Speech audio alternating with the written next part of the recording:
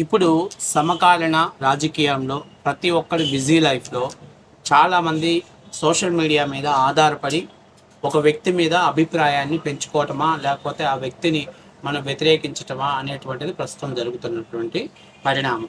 అయితే ఏది ఏమైనా మనం ఎన్నికల్లో పార్టిసిపేట్ చేసేటప్పుడు అభ్యర్థుల యొక్క గుణగుణాల గురించి మనం తెలుసుకొని మన ఓటు హక్కుని సమర్థవంతంగా వినియోగించుకోవాలి.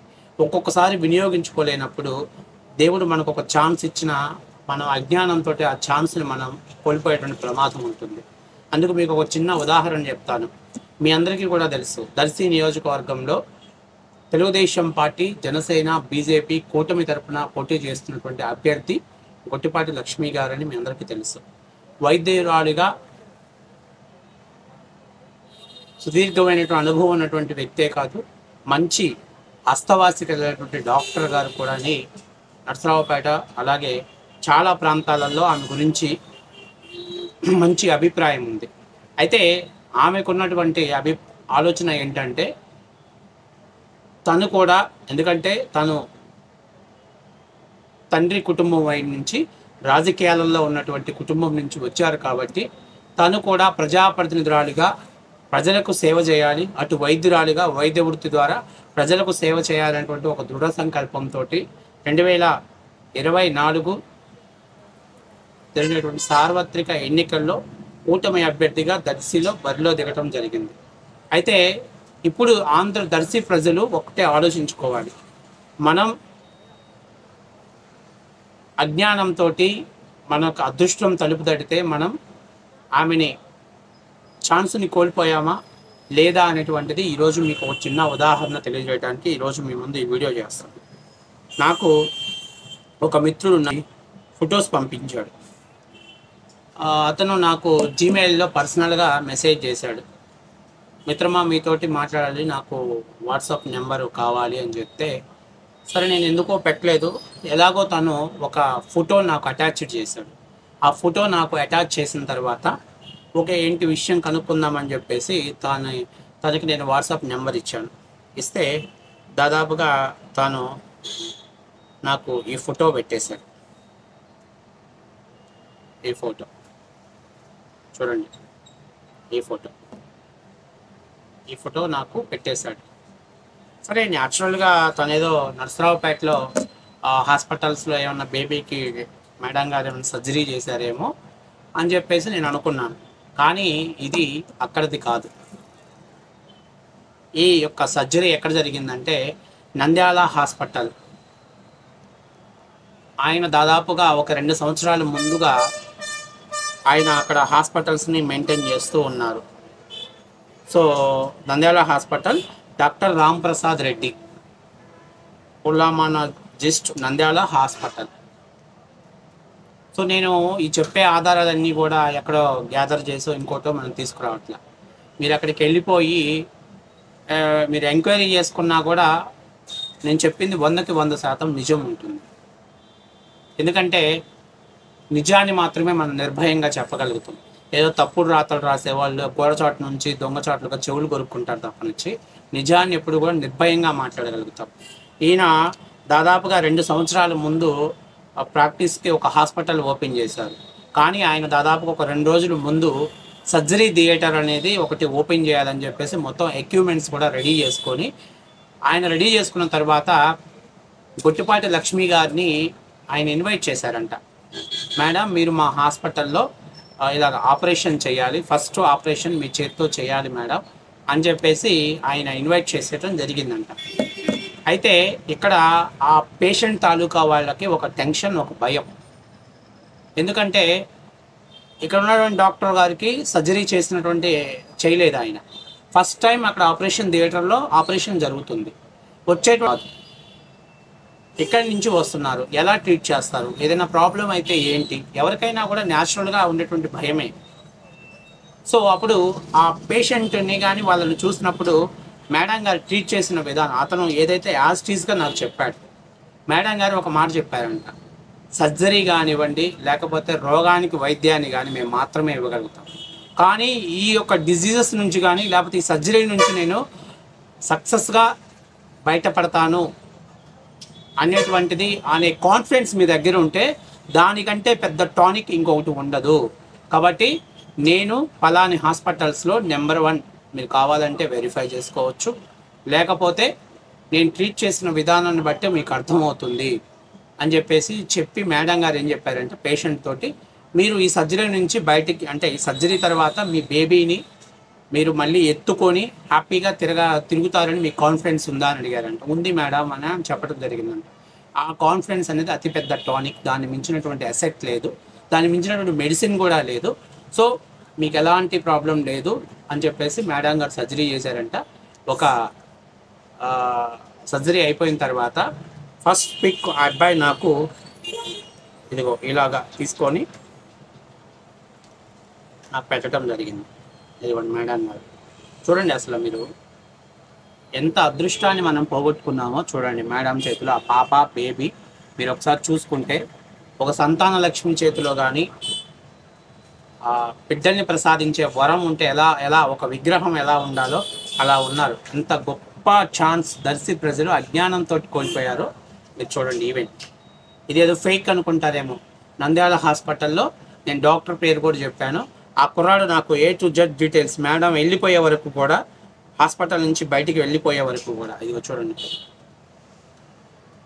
హాస్పిటల్ నుంచి బయటికి వెళ్ళిపోయే వరకు కూడా నాకు ఆ అబ్బాయి ఆ పిక్ పెట్టి లాస్ట్ మేడం ఏదైతే అంటే సర్జరీ చేసేసి బయటికి వెళ్ళిపోతున్న సమయంలో ఇదిగోండి. సో ఆ పిక్ కూడా నాకు ఫార్వర్డ్ చేశాడు.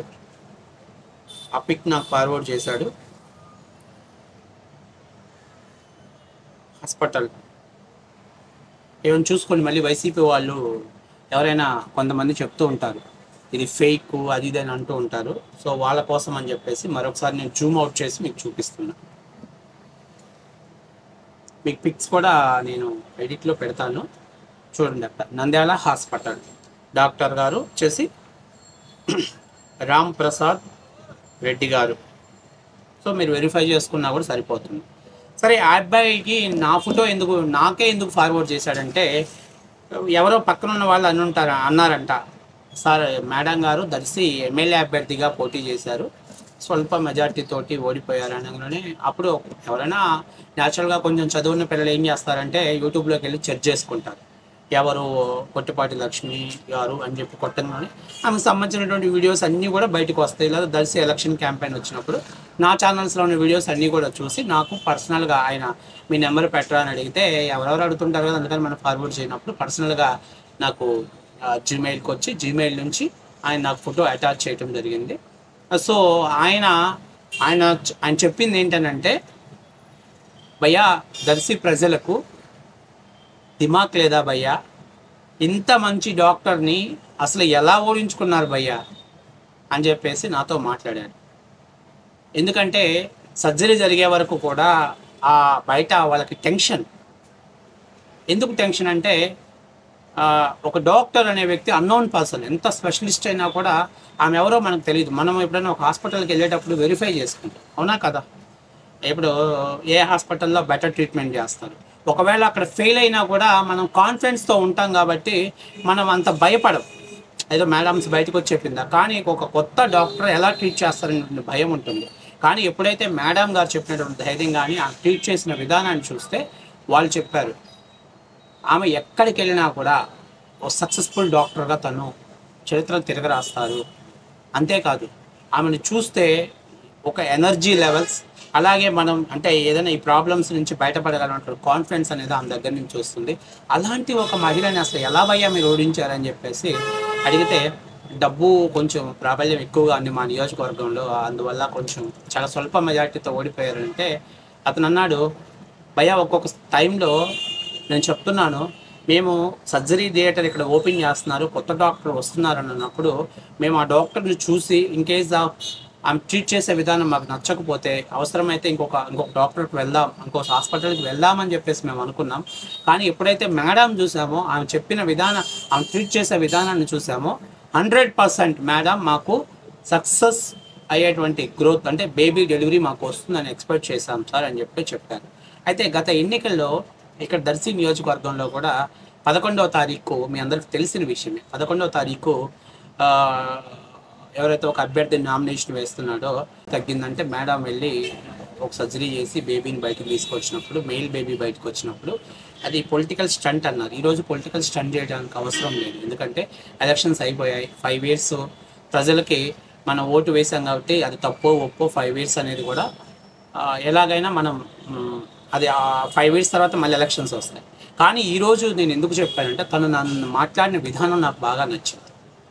ఇలాంటి మంచి డాక్టర్స్ సొసైటీలో చాలా అరుదుగా దొరుకుతారు. అలాంటి ఒక మహిళని అసలు ఎలా ఓడించుకున్నారు, ఎలా అవకాశాన్ని కోల్పోయారు మీరు అని చెప్పేసి అతను చెప్పే విధానం నాకు బాగా నచ్చింది.